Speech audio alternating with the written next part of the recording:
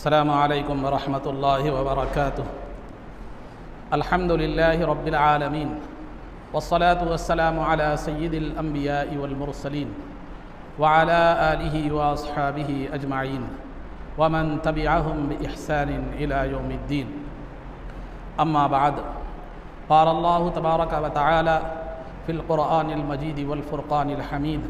अऊज़ु बिल्लाहि मिनश शैतानिर रजीम। बिस्मिल्लाहिर्रहमानिर्रहीम। व इलाहुकुम इलाहुन वाहिद ला इलाहा इल्ला हुवर रहमानुर रहीम। सदक़ल्लाहुल अज़ीम। क़ाल अल्लाहु तबारक व तआला फ़ी शअनि हबीबिही सल्लल्लाहु अलैहि वसल्लम। इन्नल्लाहा व मलाइकतहु युसल्लूना अलन नबिय्य या अय्युहल्लज़ीना आमनू सल्लु अलैहि व सल्लिमू तस्लीमा। अल्लाहुम्मा सल्लि व सल्लिम व ज़िद व बारिक अला हबीबिका सय्यिदिना व नबिय्यिना व मौलाना मुहम्मदिन व अला आलिहि व अस्हाबिहि अजमाइन। अज़ीज़ान मोहतरम, जैसा कि आप हज़रात बखूबी वाकिफ़ हैं कि हमारी ये गुफ्तगू जो है 5 उन्वानात पर मुश्तमिल होती है: अक़ायद, मसाइल, सीरत, आदाब व सुनन और अनवार अहमदी के दर्स पर। तो इससे कबल जो है ना, अक़ायद में आप हज़रात के सामने अल्लाह किसको कहते हैं ये बतलाया गया था कि अल्लाह जो तमाम आलम का पैदा करने वाला है और जो अपनी ज़ात व सिफ़ात में एकता है। फिर अल्लाह के इनकार करने वाले को काफिर, उसकी तख्लीक़ के इनकार करने वाले को दहरिया, और फिर उसकी ज़ात व सिफ़ात में शरीक करने वाले को जो है मुशरिक कहते हैं। और फिर आलम किसको कहते हैं, ये तफसीलात पीछे बयान की जा चुकी हैं। अब रहा अल्लाह रब्बुल इज़्ज़त। नतीजा ख़ुलासा ये है कि अल्लाह रब्बुल इज़्ज़त एक है, न उस जैसा कोई खुदा है, न उस जैसी खूबियाँ रखने वाला कोई कायनात में मौजूद है। अगर एक के अलावा एक से ज़ायद खुदा क्यों नहीं है, अगर हो तो फिर क्या नुकसान है। इस हवाले से एक दो बातें आप हज़रात के सामने अर्ज़ करता चलो कि एक से ज़ायद खुदा अगर हो, 2 मानिए, 4 मानिए, 10 मानिए, 360 मानिए, जो भी है। मैं यहाँ मिसाल अब 2 के हिसाब से अपन चलते हैं। अगर एक से ज़ायद जो है ना 2 खुदा हों तो होता क्या है, अगर 2 खुदाओं को भी बराबर का पावर हासिल हो, 2 खुदाओं को भी बराबर का पावर हासिल हो और दोनों भी अपना पावर यूज़ करना चाहते हों, तो नतीजा क्या होगा, कायनात में फ़साद बर्पा हो जाएगा। कायनात का जो निज़ाम पुरसुकून अंदाज में चल रहा है वो ख़त्म हो जाएगा। क्योंकि हर खुदा ये चाहेगा कि मैं अपना पावर यूज़ करूं। एक खुदा कहेगा कि बारिश बरसे, एक खुदा कहेगा कि सूरज निकले, एक खुदा कहेगा कि सूरज मशरिक़ से निकले, दूसरा खुदा कहेगा कि सूरज क्या करे, मगरिब से निकले।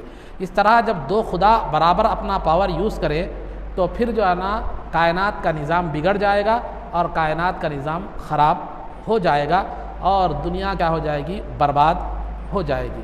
मिसाल के तौर पर मैं आपके सामने बतलाता चलो, किसी मुल्क का कभी भी एक वज़ीर आज़म होगा, 2 वज़ीर आज़म नहीं हो सकते। एक मुल्क में दोनों वज़ीर आज़म हो और दोनों बराबरी, उनको बराबर पावर्स अगर उनको हासिल हो, ऐसा कभी देखने में नहीं आता। अगर देखने में आ भी जाए, अगर वलो बिल फ़र्ज़ मान भी लिया जाए, अगर दोनों वज़ीर आज़म बराबर पावर के साथ अगर किसी मुल्क पर हुकूमत करे तो फिर निज़ाम हुकूमत का क्या हो जाएगा, बिगड़ जो है ना जाएगा, हुकूमत का निज़ाम बिगड़ जाएगा। इसी तरह किसी फ़ौज के 2 जनरल या 2 कमांडर नहीं हो सकते जिनको बराबर पावर्स हासिल हों, क्योंकि जो है ना अगर 2 कमांडर हों तो फिर किसकी कमांडिंग में फ़ौज क्या करेगी, काम करेगी। फ़ौज किसके जो है ना अहकामात को लेगी, किसकी बातों को लेगी, किसकी जो है ना किसको फॉलो करेगी। आदि इधर आदि उधर हो जाए तो फ़ौज की क़ुव्वत क्या हो जाएगी, टूट जाएगी। जब एक फ़ौज को के 2 कमांडर बराबर पावर रखने वाले नहीं होते और एक मुल्क के 2 वज़ीर आज़म बराबर पावर रखने वाले नहीं हो सकते, जब पूरी दुनिया के अगर 2 खुदा हों जो बराबर का पावर रखते हों, तो फिर दुनिया का निज़ाम क्या हो जाएगा, बिगड़ जाएगा। हर एक अपना पावर यूज़ करने की कोशिश करेगा, जिसकी वजह से नतीजतन दुनिया का निज़ाम फ़साद का जो है ना के हवाले हो जाएगा, बिगड़ जाएगा। जैसा कि कुरान करीम में अल्लाह ने फरमाया, लौ काना फ़ीहिमा आलिहतुन इल्लल्लाहु लफ़सदता। जो है ना, अगर कायनात में अल्लाह के अलावा कई और खुदा हों तो फिर आसमान और ज़मीन बिगड़ जाएंगे, ख़राब हो जाएंगे, नतीजा दुनिया क्या हो जाएगी, बर्बाद हो जाएगी।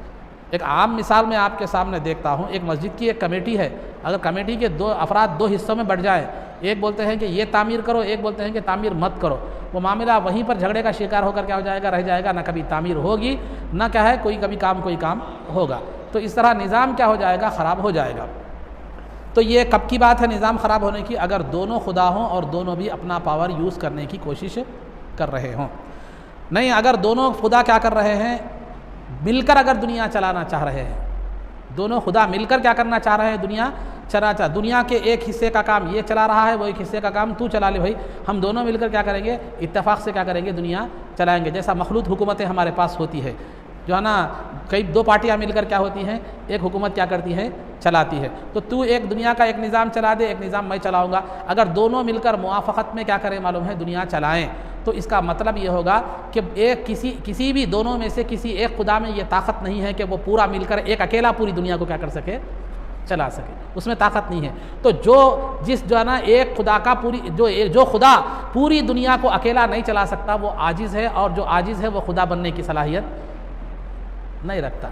समझे, उसका हिसाब वैसे ही हो जाएगा जैसे अगर दो पार्टियां मिलकर हुकूमत कब बनाती हैं, जब इसको भी मेजॉरिटी हासिल ना हो, इसको भी मेजॉरिटी हासिल ना हो, लेकिन वो जो इत्तेफाक होता है वो ज़्यादा दिन नहीं रहता, थोड़े से मामूली से झटकों से क्या हो जाता है, टूट जाता है, हुकूमतें गिर जाती है। तो लिहाजा दो खुदा मिलकर अगर दुनिया वलो बिलफर्ज चलाना चाहे, तो मतलब यह है कि एक में पूरी दुनिया चलाने की क़ुव्वत और ताकत नहीं है। जब उसमें एक दुनिया पूरी दुनिया चलाने की क़ुव्वत और ताकत नहीं है, तो फिर वो कमज़ोर है, और कमज़ोर खुदा कभी भी नहीं हो सकता। ये दूसरी बात होगी। और तीसरी बात जो है ना, ये है कि दो खुदा हैं, दोनों में से जो है ना, एक क्या कर दिया, पहले के हक़ में विड्रा हो गया, यानी उसकी मुआफ़क़त कर लिया, उसके हक़ में सरेंडर हो गया, समझिए, उसके हक़ में विड्रा हो गया, उसके ताबे हो गया, उसकी मुआफ़िक हो गया। तो ताबे होने वाला आजिज़ और कमज़ोर है, और जो आजिज़ व कमज़ोर है वो खुदा नहीं हो सकता। क्योंकि आदमी सामने वाले से विड्रा उसी वक्त हो सकता है, जैसे हम इलेक्शन में देखते हैं, खाली जिस आदमी के घर वाले भी उसको वोट नहीं डालते, उन क्या करता है, इलेक्शन में ठहर जाता है, बाद में पैसे लेके क्या होता है, विड्रा हो जाता है। ये दुनिया की मिसालें मैं आपको इसलिए दे रहा हूँ समझने के लिए, वरना खुदा से उसका कोई मुशाबहत मैं बताना नहीं चाह रहा हूँ। तो बहरहाल एक जब सामने वाले दूसरे खुदा के हक़ में विड्रा हो जाता है, या उसके ताबे हो जाता है, या इसकी मुआफ़क़त इख्तियार कर लेता है, और उसके हक़ में सरेंडर हो जाता है, तो सरेंडर होने वाला, मुआफ़क़त करने वाला वो आजिज़ है और कमज़ोर है, और जो आजिज़ है वो कमज़ोर है, वो खुदा नहीं हो सकता। तो नतीजा क्या निकला कि अगर एक से ज़ायद अगर खुदा दुनिया में हो, तो दुनिया का निज़ाम बिगड़ जाएगा, दुनिया तबाह बर्बाद हो जाएगी। और ज़रूरत फिर किस बात की ज़रूरत है, एक ऐसे खुदा की ज़रूरत है जो किसी का ताबे ना हो, और जो ये कुदरत और क़ुव्वत रखता हो कि पूरी दुनिया को तन्हा और अकेला चला सके, और वो सिर्फ़ एक ज़ात है, वो अल्लाह रब्बुल इज़्ज़त की ज़ात है। वह हुआ अला कुल्ली शैइन क़दीर, और वो हर चीज़ पर कुदरत रखने वाला है। वल्लाहु इन्नल्लाह अला कुल्ली शैइन क़दीर, अल्लाह रब्बुल इज़्ज़त हर चीज़ पर कुदरत रखने वाला है। व इलाहुकुम इलाहु वाहिद, तुम्हारा खुदा एक खुदा है। कुल हु अल्लाहु अहद, आप कह दीजिए कि वो अल्लाह एक है। ये उसका अक़ायद में जो है ना, ये खुलासा आपके सामने जो है ना कुछ बतलाया गया। एक से ज़ायद खुदा होने के नुकसानात क्या हैं, फिर वो क्या उसके हवाले से ये है।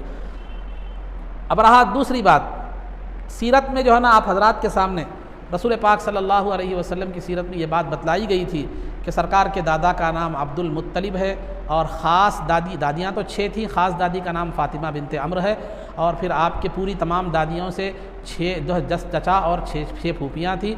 फिर आपके वालिद का नाम हज़रत अब्दुल्ला है, और आपकी वालिदा का नाम बीबी आमिना है, और जो है ना आपके नाना का नाम जो है ना वहब है, नानी का नाम बर्रा है। ये बतलाई गई थी, ये बातें आपको पीछे उसमें बतलाई गई थी, ताकि तसलसल को बरकरार रखने के लिए मैं आगे पीछे का तज़किरा कर रहा हूँ। अज़ीज़ान मोहतरम, सरकार दो आलम सल्लल्लाहु अलैहि वसल्लम के वालिद हो या वालिदा हो या दादा हो, या सरकार का नूर मुबारक, सरकार का नुतफ़ा जिन जिन हज़रात से मुंतकिल होता हुआ सरकार के वालिदा तक आया, वो तमाम के तमाम लोग मुवहिद थे, यानी तौहीद परस्त थे, उनमें कभी शिरक की गंदगी पाई नहीं गई। सरकार के वालिदैन भी मुवहिद, चूँकि सरकार का ज़माना नहीं पाए, तो लिहाजा दीन इब्राहीमी पर थे, यानी इब्राहीम अलैहिस्सलाम के दीन पर थे, यानी मुवहिद थे, अल्लाह को एक मानने वाले थे, मुशरिक नहीं थे। कभी उन्होंने ना बुत परस्ती की, ना कभी शिरक किया, ना कभी जो है ना मुशरिकाना आमाल किए।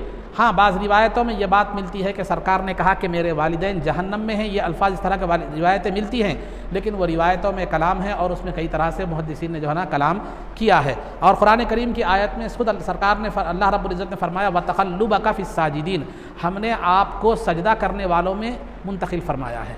आपके नुत्फ़े को, आपके नूर को हम सजदा करने वालों में क्या किए है, हमने मुंतकिल किया है। तो सरकार दो आलम सल्लल्लाहु अलैहि वसल्लम ने भी ये भी फरमाया कि अल्लाह रब्बुल इज़्ज़त ने मुझे, मेरे वालिदैन, जो भी मेरे जो भी मेरे ख़ानदान के लोग आदम अलैहिस्सलाम तक हैं, उन लोगों को जो है ना जाहिलियत की गंदगियों से दूर रखा है।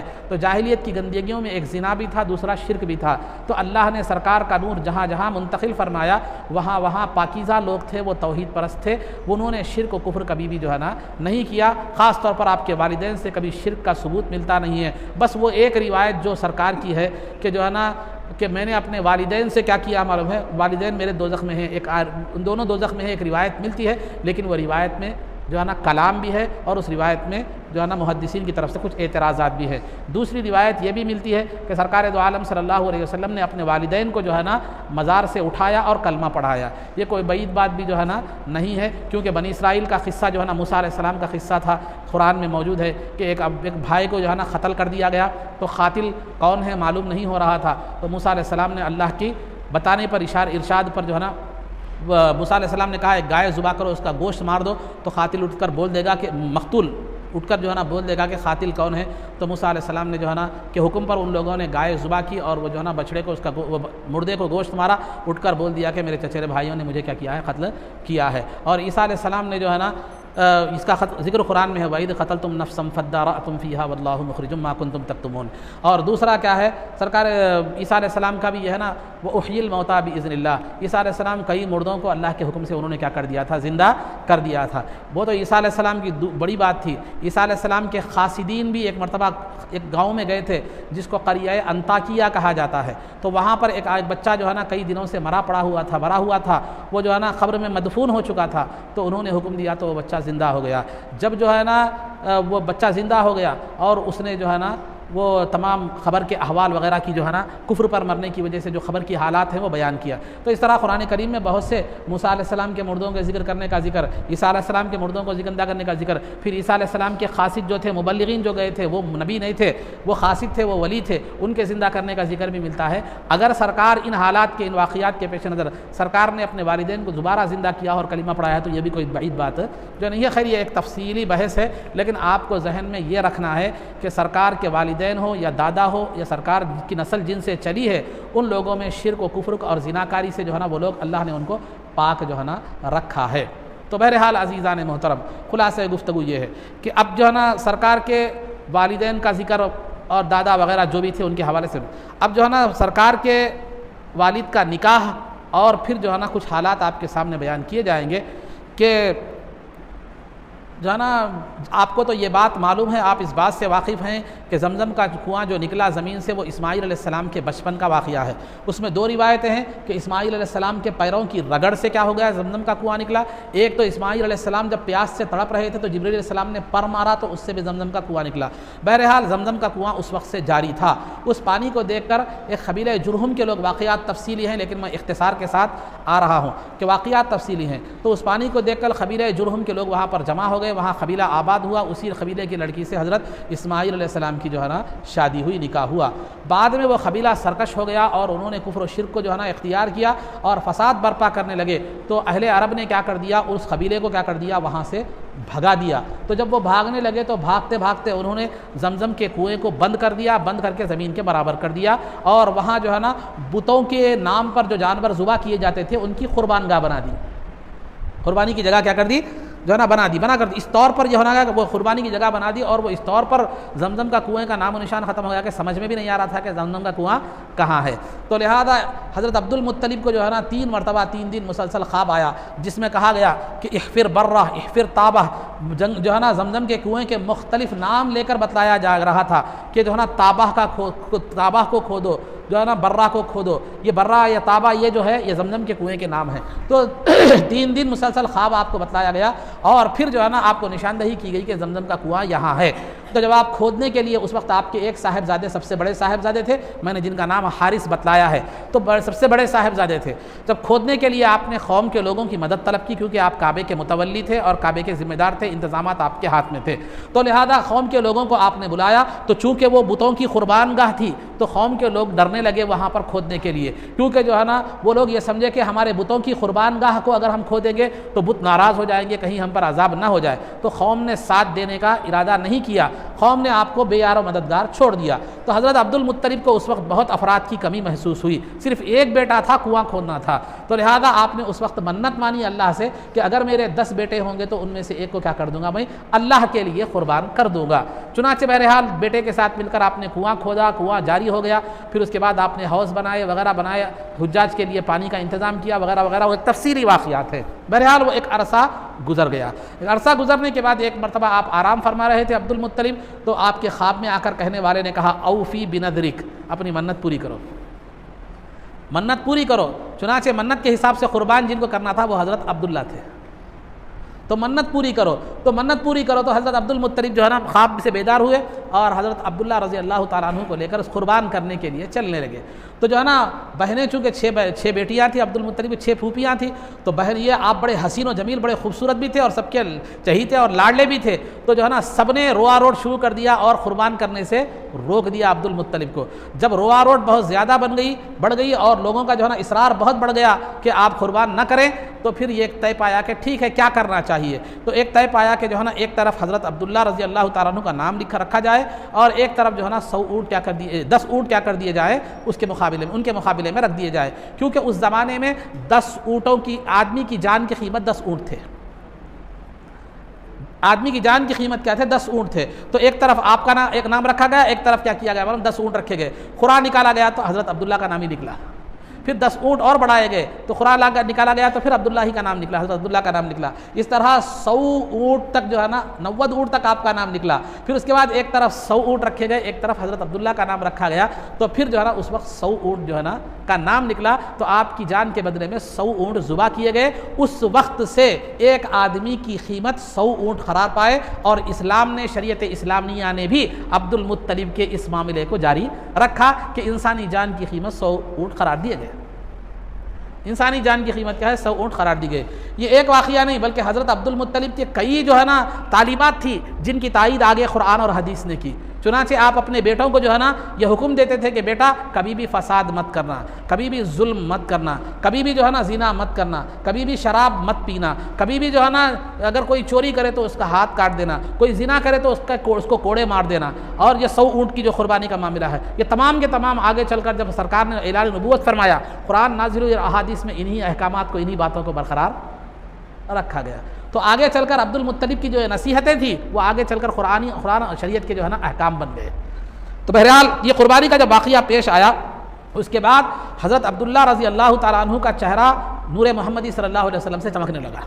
अरब की तमाम औरतों की ये ख्वाहिश थी कि आपसे निकाह करें, अरब की तमाम औरतों की ख्वाहिश थी कि आपसे निकाह करें। तो जब उसके बाद, इस वाक़िए के बाद हज़रत अब्दुल मुत्तलिब को अपने बेटे अब्दुल्ला रज़ी अल्लाह तआला अन्हु के जो है ना कि निकाह का ख्याल पैदा हुआ, तो आपने वहब जो कबीला बनु ज़ुहरा के एक सरदार थे, वहब की साहिबजादी आमिना रज़ी अल्लाह तआला अन्हा जो अपने चचा वहैब की सरपरस्ती में थी, उनकी निगरानी में, उनकी तरबियत में थी, उनसे निकाह का इरादा हुआ। तो हज़रत अब्दुल मुत्तलिब जो है ना जब हज़रत अब्दुल्ला रज़ी अल्लाह तआला अन्हु को लेकर निकाह के लिए जाने लगे तो रास्ते में एक औरत से मुलाकात हुई जो तौरात और इंजील और को जानने वाली थी, उसमें सरकार की आमद की जो बशारतें थी उन तमाम के वाक़ियात की वो जानने वाली थी, उन तफसीलात को जानने वाली थी। उस औरत के नाम के बारे में 2 रिवायतें मिलते हैं। बाज़ ने कहा है कि फ़ातिमा उसका नाम बतलाया है, बाज़ लोगों ने उम्मे खिताल उसका नाम बतलाया। बहरहाल उसने क्या कहा, जा रहे थे तो उसने एक पेशकश की कि देखो मैं 100 ऊँट आपको दूंगी, आप जो है ना चंद दिन मेरे पास क़ियाम कीजिए, चंद दिन मेरे पास क्या कीजिए, क़ियाम कीजिए। तो वो 100 ऊँट के ज़रिए से हज़रत अब्दुल्ला को अपनी तरफ माइल करने की जो है ना कोशिश की। तो लिहाजा हज़रत अब्दुल्ला ने क्या जवाब दिया, देखिए कि जो है हराम कारी करने से मैं मौत को ज़्यादा बेहतर समझता हूँ। तो जो ज़ात हराम कारी से पर मौत को तरजीह देती हो वो ज़ात कुफ्र व शिर्क कैसे कर सकती है।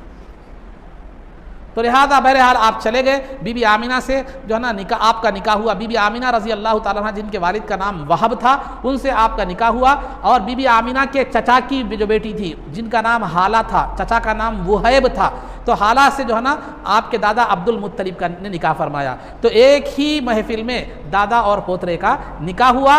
तो अब्दुल मुत्तलिब को हाला से जो पैदा हुए वो हमज़ा रज़ी अल्लाह ताला अन्हु पैदा हुए, और जो है ना सरकार अब्दुल्ला रज़ी अल्लाह ताला अन्हु को बीबी आमिना से सरकार दो आलम सल्लल्लाहु अलैहि वसल्लम पैदा हुए। तो लिहाजा अबू अमीर हमज़ा रज़ी अल्लाह ताला अन्हु और सरकार दो आलम सल्लल्लाहु अलैहि वसल्लम इस तरह जो है ना रज़ाई भाई भी है ये दोनों। इन्होंने एक दाया से दूध पिया है, और दूसरी जो है ना हमज़ा रज़ी अल्लाह ताला अन्हु चचा हैं, और आप क्या है मालूम है भतीजे हैं। अरब में जो है ना एक से ज़ायद निकाह करने को बुरा नहीं समझा जाता था, और इस्लाम में भी 4 तक उसकी इजाज़त है, बशर्ते कि आप जो है ना उनके हुकूक़ पूरे तौर पर अदा कर सकते हों।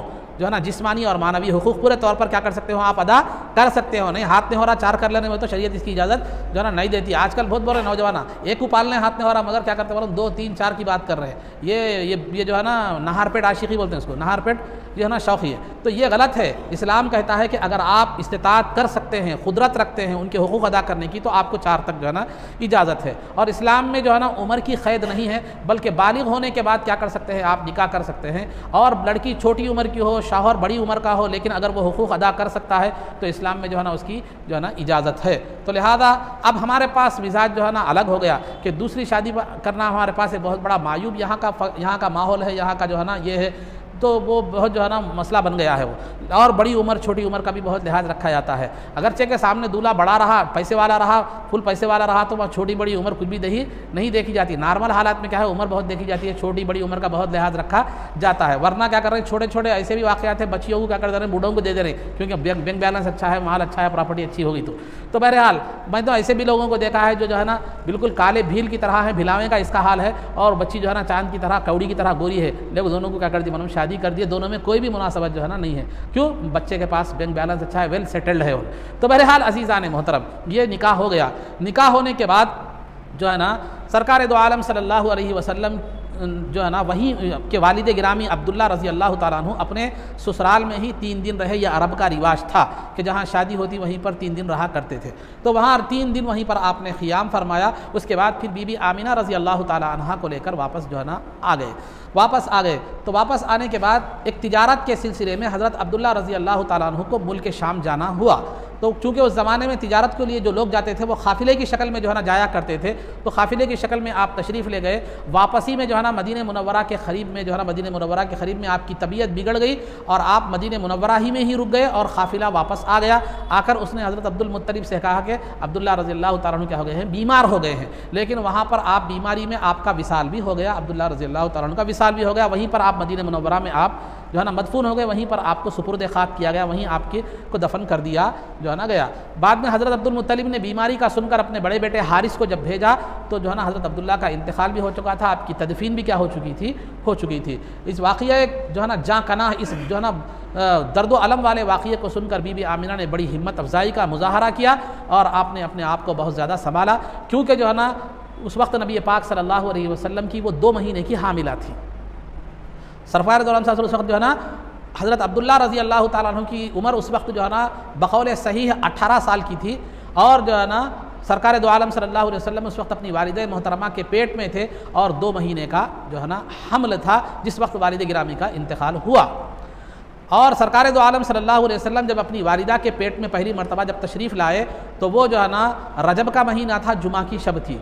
जब सरकार अपने वालिद मुबारक की से आपका नूर मुंतकिल होकर वालिदा के पेट में आप तशरीफ़ ले गए, तो अल्लाह रब्बुल इज़्ज़त ने अरब के जानवरों को गवाही दी। तो जानवरों ने कहा कि रसूल पाक सल्लल्लाहु अलैहि वसल्लम तशरीफ़ लाने वाले हैं, जो दुनिया के लिए अमन है और दुनिया के लिए हिदायत का चराग है।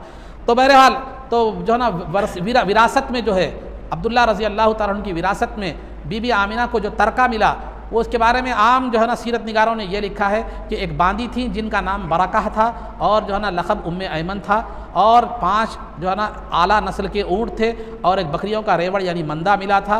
और ये आपकी विरासत बताते हैं। लेकिन बात सीरत निगारों ने और कुछ ज़्यादा भी किया है। 5 उम्दा नस्ल के ऊँटों और बकरियों और बांदी के साथ साथ उन्होंने और 2 ग़ुलामों का भी तस्करा किया है, जिनमें एक का नाम शिकरान और दूसरे का नाम सालेह था। और ये भी जिक्र किया है कि मक्के मुकर्रमा में आपकी एक दुकान थी जहाँ कपड़े बेचे भी जाते थे, सिले भी जाते थे। वो दुकान भी जो है ना विरासत के तौर पर अब्दुल्ला रज़ी अल्लाह तआला अन्हु ने छोड़ा है, और कुछ नकद रकम भी छोड़ी थी और कुछ तिजारत का सामान भी छोड़ा था, और जिस मकान में बीबी आमिना थी वो भी आपको बतौर विरासत के तरीके में क्या किया था, मिला था। जो रकम जो थी, जो माल जो तिजारत का था, विरासत में आया था, उसको तिजारत में लगाया गया और उससे हासिल होने वाली आमदनी आपकी ज़रूरियात की, बीबी आमिना की ज़रूरियात की तकमील के लिए क्या किया गया, रखा गया। ये आपके वालिद गिरामी की विरासत थी। तो यहाँ तक जो है ना आपके हालात और जो है ना ये वाक़ियात जो है ना बयान किए गए, ये सीरत के हवाले से। तो अक़ीदा और सीरत के हवाले से बात आपके सामने रखी गई। आदाब के हवाले से जो आप हजरात के सामने जो है ना, इससे पहले पाकी और सुथराई और नज़ाफ़त के आदाब जो है ना, साफ़ सफाई और सुथराई के आदाब बयान किए जा रहे थे। उसी सिलसिले को जारी रखते हुए आगे अर्ज़ किया जाता है कि अगर कोई भी अच्छा काम हो वो सीधे हाथ से करना चाहिए। जैसे खाना खाना हो, जो है ना खाना खाना हो, या सलाम करना हो, या ज़रूरत पड़ने पर हाथ उठाना, सलाम के लिए हाथ उठाना हो तो सीधा हाथ उठाना है, सीधे हाथ से सलाम करना है। और फिर जो है अगर वज़ू में भी हाथ धोना है तो सबसे पहले सीधा हाथ धोना है। तो सरकार ने फरमाया इब्दऊ बिल मयामिन, कि सीधे हाथ से क्या करो, आगाज़ करो। हर अच्छे काम को सीधे हाथ से क्या करना चाहिए, करना। कारोबार आप कर रहे हैं, पैसे देना है सीधे हाथ से दीजिए, कोई चीज़ लेना है तो सीधे हाथ से लीजिए। बहरहाल ये जो है ना सीधे अच्छा काम सीधे हाथ से करना है। और जो नामुनासिब काम है, जैसे तहारत लेना है, इस्तिंजा करना है, या कोई नाक साफ़ करना है, ये जो ऐसी चीज़ें हैं ये जो है ना बाएं हाथ से क्या करना है, ये अंजाम देना, ये आदाब है। लेकिन आज बड़े ज़रा मॉडर्न किस्म के लोग हमारे पास आ गए हैं मुसलमानों में, जो जब दुनियावी तालीम जो है ना आ जाती है, दीनी तालीम से दूरी होती है, तो वो पहले क्या है मालूम, अंग्रेज़ी कल्चर और तहज़ीब को अपनाने की जो है ना कि दिलदादा भी हो जाते हैं और उसको अपनाने की जो है ना वो कोशिश भी करते हैं, क्योंकि वो समझते हैं कि इस्लाम एक दखियानूसी और पुराना मज़हब है। तो लिहाजा आजकल लोगों ने जो है ना ये फ़ैशन जो है ना, जो बड़े मॉडर्न किस्म के लोग हैं, अपने आप को जो तहज़ीब याफ्ता समझते हैं, वो लोग जो है ना ठहर कर खाना भी जो है ना फ़ैशन समझ गए हैं, बाएं हाथ से खाना भी फ़ैशन समझ गए हैं। और हमारे पास मुसलमानों में बाज़ लोग बाएं हाथ से सलाम करने का भी जो है ना वो रिवाज डाल दिए हैं, बाएं हाथ से भी सलाम कर रहे हैं। लेकिन ये आदाब के ख़िलाफ़ है।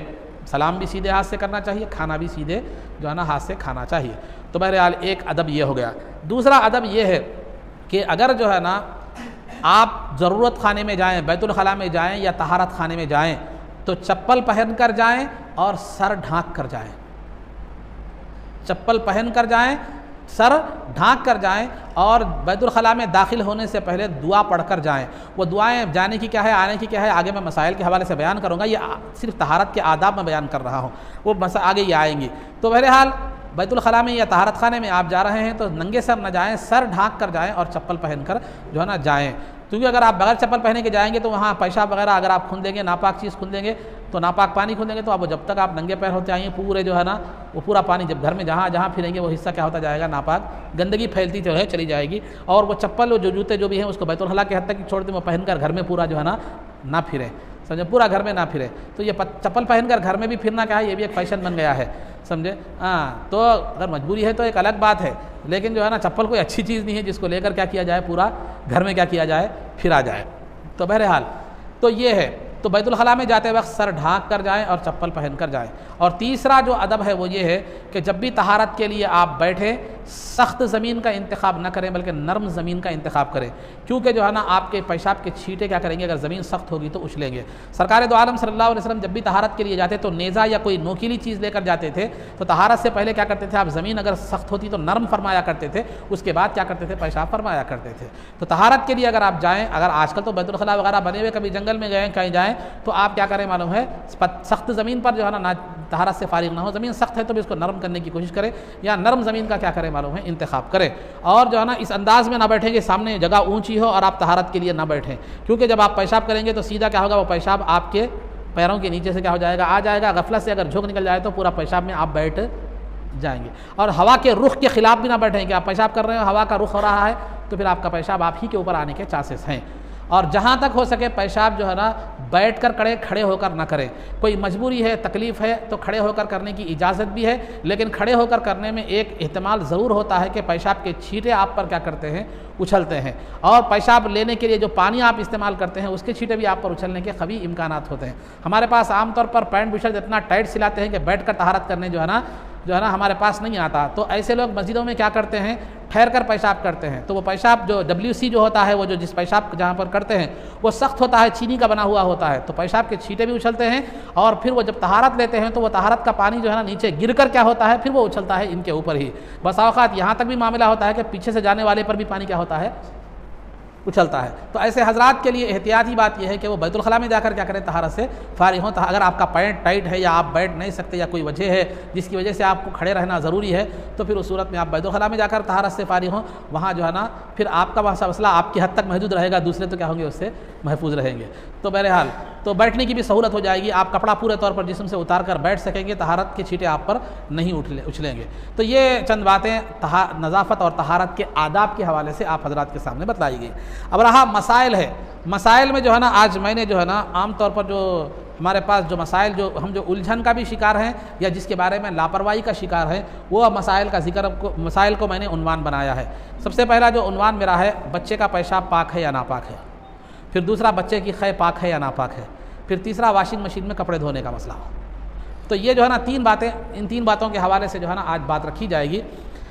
देखिए, वॉशिंग मशीन में कपड़े धोने का जो जहाँ तक मसला है, वो मसले की कुछ सूरतें हैं। सबसे पहली सूरत तो यह है कि अगर आपके कपड़े पूरे पाक हैं, वो ये वॉशिंग मशीन की बात करने से पहले हाथ से धोने का जो मसला पहले मैं समझाऊंगा आपको, उसके बाद वॉशिंग मशीन के जो है ना मसले को समझने में आपके लिए क्या होगी, जो है ना वो होगी वजाहत, वो मदद मिलेगी। अगर आपके कपड़े को कोई कपड़ा हो, बदन हो, या आपके कपड़े को मिसाल के तौर पर कपड़े को अगर कोई गंदगी लगी हुई है, अगर वो गंदगी नज़र आ रही है, गंदगी नज़र आ रही है, तो जितनी दूर गंदगी लगी है उतनी दूर का हिस्सा धो लेना चाहिए, अच्छी तरह रगड़ कर धो लेना चाहिए। असल गंदगी चले जाती है तो काफ़ी है, धब्बा रह जाता है तो रह जाए। जैसे खून लग गया था, खून असल खून चला गया, नजासत चलेगी, लेकिन धब्बा रह गया तो जो है ना वो कोई हरज की बात नहीं है। तो गंदगी दिखाई दे रही है तो आपको हाथ से अच्छी तरह रगड़ कर गंदगी को क्या कर लेना है, जो है ना लेना है, गंदगी को धो लेना है। अगर धब्बा नज़र आता है तो भी कोई हरज की बात नहीं। कितने मरतबा धोना है इसमें क़ैद नहीं है, जब तक गंदगी दूर ना हो जाए जब तक धोना है। एक मरतबा में चली जाती है गंदगी तो बहुत अच्छी बात है, नहीं 2 मरतबा 3 मरतबा नहीं 10 मरतबा भी अगर हो लगते हैं तो जब तक गंदगी दूर ना हो आपको धोना है, जबकि नजासत आपको गंदगी नज़र आ रही हो। तो दूसरी सूरत क्या है, गंदगी नज़र नहीं आ रही है, जैसे गंदगी लग गई, सूख गई, नज़र धब्बा भी नज़र नहीं आ रहा, गंदगी भी नज़र नहीं आ रही, कहाँ है, नज़र नहीं आ रही। तो वैसी सूरत में तमाम कपड़े को आपको क्या करना चाहिए, धोना जो है ना चाहिए। कैसे धोना चाहिए, एक मरतबा अच्छी तरह कपड़े को खुपच कर रगड़ कर धोएं, धोकर क्या कर दें, उसको पानी में अच्छी तरह जो है ना निचोड़ दें। इतना अपनी ताकत से, जो कपड़े धोने वाला है वो अपनी ताकत से इतना निचोड़े कि ख़तरे टपकना क्या हो जाए, बंद हो जाए।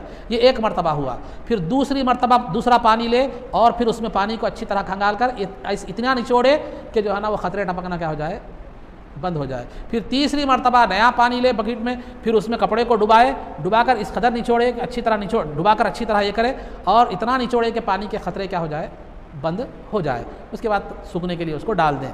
ये उस वक्त है जबकि नजासत नज़र ना आती हो, तो उस वक्त 3 मरतबा धोना है, हर मरतबा इतना निचोड़ना है कि ख़तरे टपकना बंद हो जाए।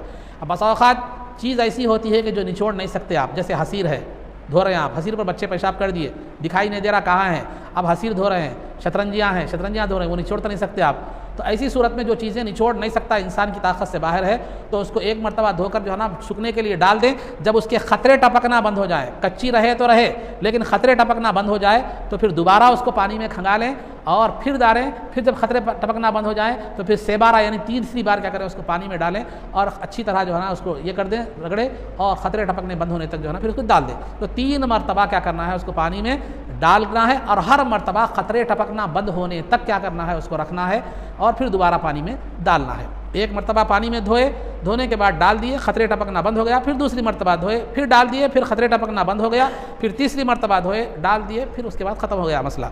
तो ये उस चीज़ के लिए है जिसको आप निचोड़ नहीं सकते। निचोड़ सकते हैं तो निचोड़ना काफ़ी है, निचोड़ कर फिर फ़ौरन आप क्या कर सकते हैं, दूसरे तीसरे पानी से क्या कर सकते हैं, धो सकते हैं। अब ये मसला आप समझ गए। उसके बाद जो है ना वॉशिंग मशीन की तरफ आइए। वॉशिंग मशीन में जो कपड़े आप जो है ना डालते हैं, तो वॉशिंग मशीन में जो कपड़े आप डालते हैं या तो पूरे पाक कपड़े होंगे। अगर आप पूरे कपड़े आपके पाक हैं तो आप एक मरतबा फिरा कर भी निचोड़ दें तो काफ़ी है, आपके कपड़े पाक हैं, आप उस पर नमाज भी पढ़ सकते हैं, सब कर सकते हैं। नहीं, कपड़े जो है ना पूरे के पूरे नापाक हैं या आधे नापाक हैं आधे पाक है, ऐसा है, पूरे के पूरे नापाक हैं या आधे नापाक हैं या पाक हैं, आधे पाक हैं। तो इसका तरीक़ा क्या है मालूम है? नापाक अगर गंदगी दिखाई देती है तो पहले वो गंदगी को धोकर क्या करें, कपड़े क्या करें, वॉशिंग मशीन में डाल दें। अगर गंदगी दिखाई नहीं देती या आपने भूल कर या लापरवाही से डाल दिया है पाक और नापाक कपड़ों को, या सिर्फ नापाक कपड़ों को पानी में क्या कर दिया है आपने, डाल दिया है, तो उसको धोने का तरीक़ा क्या है? तो उसको धोने का तरीक़ा यह है कि एक मरतबा जब मशीन पानी ले लेती है अच्छी तरह वो क्या कर लेती है, फिराकर पानी को छोड़ देती है, कपड़ों को अच्छी तरह निचोड़ देती है। तो उसके बाद ऐसे सेट करें मशीन को कि एक पहली मरतबा के बाद वो 3 मरतबा हर मरतबा नया पानी ले और निचोड़े, हर मरतबा 3 मरतबा नया पानी ले और हर मरतबा क्या करे, निचोड़े। इस तरह मशीन को क्या कीजिए, सेट कीजिए। तो इस तरह क्या हो जाते हैं, कपड़े पाक हो जाते हैं। पूरे नापाक हो तो भी पाक हो जाते हैं, या जो है ना आधे नापाक और आधे पाक कपड़े मिले हुए हैं तो भी जो है ना पाक हो जाते हैं। ये कपड़े धोने का तरीक़ा हुआ। अब जहाँ तक जो है ना जो माएँ होती हैं वो बच्चों को उनमें ख्याल, ये मैंने लोगों से सुना भी है और ये ख्याल पैदा हो रहा है कि जो है ना बच्चे का पेशाब, दूध पीने वाले बच्चे का पेशाब पाक है, वो अगर लग जाए तो कुछ भी नहीं होता। ये गलत फहमी है। जो बच्चा ग़िज़ा खाता है उसका पेशाब तो नापाक है, इसमें कोई इख्तिलाफ़ नहीं है। दूध पीने वाले बच्चे का पेशाब भी नापाक है। हाँ, थोड़ा सा फ़र्क ये है, बड़े बच्चे में, खाना खाने वाले बच्चे या मर्द आदमी और दूध पीने वाले बच्चे के पेशाब में फ़र्क सिर्फ इतना है कि धोने में थोड़ी सी रियायत है। बड़े आदमी को जितना रगड़ रगड़ कर धोते हैं बड़े आदमी के, या खाना खाने वाले बच्चे के पेशाब को जितना रगड़ कर धोते हैं, दूध पीने वाले बच्चे के पेशाब को उतना ज़्यादा रगड़ने की ज़रूरत नहीं है, मगर धोना तो हर एक के लिए है। तो अगर माँ बच्चे को दूध पिला रही थी या गोद में ली थी या वालिद साहब लिए थे या कोई भी लिए थे, बच्चा दूध पीने वाला है, खाना भी नहीं खा रहा है, तो अगर वो पेशाब कर दे तो वो कपड़े को जहाँ पेशाब लगा है, जिस्म के जिस हिस्से को पेशाब लगा है उतना धो लेना ज़रूरी है। पानी नहाना ज़रूरी नहीं है। उतना हिस्सा पानी नहा लेते तो नहा लीजिए, आपका मसला नहीं है, लेकिन उतना धो लेने से भी काम चल जाता है कि जहाँ पर पेशाब लगा है, कपड़े को लगा है तो कपड़ा बदल दीजिए या धो दीजिए उतनी दूर, जिस्म को लगा है तो जिस्म धो लीजिए, काफ़ी है, मगर धोना ज़रूरी है। अब बच्चा जो ख़य करता है तो बहरहाल ये बात तय हो गई कि बच्चे का पेशाब दूध पीने वाला भी है तो नापाक नहीं है, बल्कि वो भी लग जाए तो धोना है। अब ख़य का जहाँ तक मामला है तो ख़य जो है ना बच्चे 3 तरह से हमें ख़य नज़र आती है। एक तो ये कि बच्चा दूध पी रहा था, मुंह में दूध लिया, अभी निगला नहीं, वो वैसे ही बाहर निकाल दिया, जिसको हम कुल्ली करना कहते हैं, दूध की कुल्ली जिसको कहते हैं, यानी अभी हलक से नीचे नहीं गया दूध मुंह में ही है, वो क्या कर दिया, दूध मुंह से क्या कर दिया, बाहर फेंक दिया। तो ये ख़य का हुक्म नहीं रखती, ये पाक है। ख़य का हुक्म नहीं रखती है, पाक है। अगर नहीं दूध पी लिया था उसके बाद निकाला है, पेट में जाने के बाद जो है ना दूध क्या किया है, निकाला है, तो फिर वहाँ देखा जाएगा कि वो ख़य थोड़ी है या ज़्यादा है। थोड़ी अगर ख़य है तो वो पाक है, धो लेना बेहतर है। नहीं भी धो लिया, नमाज़ पढ़ ली तो नमाज हो जाती है। थोड़ी अगर ख़य है, नहीं ख़य ज़्यादा मकदार में है, मुँह भरकर, जिसको आप अंदाज़ा, आपके अंदाजे से वो एक मुँह भरकर ख़य है, ज़्यादा बड़ी मकदार में है, तो वो ख़य नापाक है, उसका धोना ज़रूरी है। उसको उसी हालत में रखकर आप नमाज नहीं पढ़ सकते।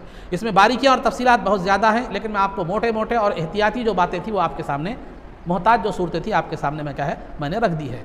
तो अलगर्ज़ अज़ीज़ान मोहतरम, ये चंद बातें थी मसाइल के हवाले से। अब रहा अनवार अहमदी के हवाले से जो बातें आपके सामने बताई गई थी कि पीछे जो है ना काब रज़ी अल्लाह ताला अन्हु को का जो है ना कि नातिया अशार पढ़ने का, इब्ने रवाहा रज़ी अल्लाह ताला अन्हु ने सरकार की बारगाह में हरम शरीफ में नातिया जो है ना अशार की नातिया अशार पढ़े थे।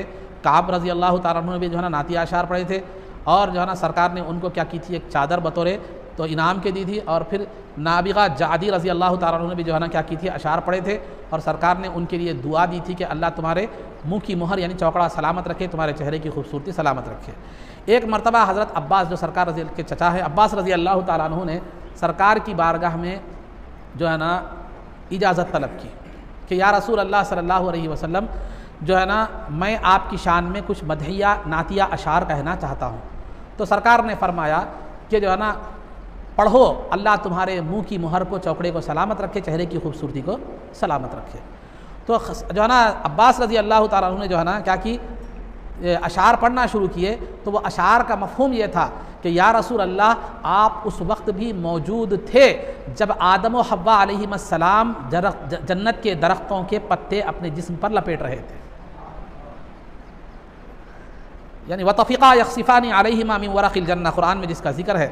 आदम अलैहिस्सलाम को एक दरख्त से खाने से मना किया गया था, तो आदम अलैहिस्सलाम ने सहवन, भूल कर, जानबूझ कर नहीं, क्योंकि अल्लाह के नबी से जानबूझकर खिलाफ अल्लाह के हुक्म की खिलाफ वर्जी का तसव्वुर भी नहीं किया। आपको पहचानने में थोड़ा सा भूल हो गई कि कौन सा दरख्त है, तो आपने खा लिया तो जन्नत के कपड़े दोनों से उतर गए।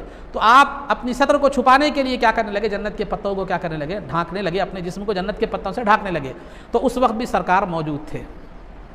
फिर उसके बाद फरमाते हैं, या रसूल अल्लाह, आप नूह अलैहिस्सलाम की कश्ती में जो है ना, जब नूह अलैहिस्सलाम की कश्ती तूफान नूह में गिर गई थी तो वो जो है ना आप उसमें मौजूद थे, फिर कश्ती कैसे डूबती थी? आप उसमें मौजूद थे नुत्फे की शक्ल में, फिर कश्ती कैसे डूबती थी? फिर जब इब्राहिम अलैहिस्सलाम को आग में डाला गया तो आप नुत्फे की शक्ल में उनकी पीठ में मौजूद थे, इब्राहिम को आग कैसे जला सकती थी? फिर उसके बाद ये सफ़र तय करते हुए, आलम अरवाह का सफ़र तय करते हुए जब दुनिया में आप तशरीफ़ लाए तो कायनात आपके नूर से मुनव्वर हो गई और हमने आपके नूर से हिदायत पाई।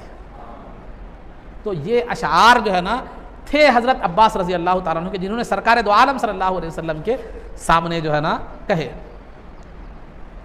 तो एक सवाल ये पैदा होता है हमारे पास, ये मेरी बात है, बानी जामिया ने लिखा, बानी जामिया ने जो ये सवाल, सरकार पीछे अहादीस में आपने सुना होगा कि सरकार नातिया अशार सुनने को, अपने नातिया अशार को सुनने को पसंद करते थे, दुआ भी देते थे, किसी को चादर अता फरमाई, किसी को दुआ दी, फलां फलां फलां। ये क्यों था?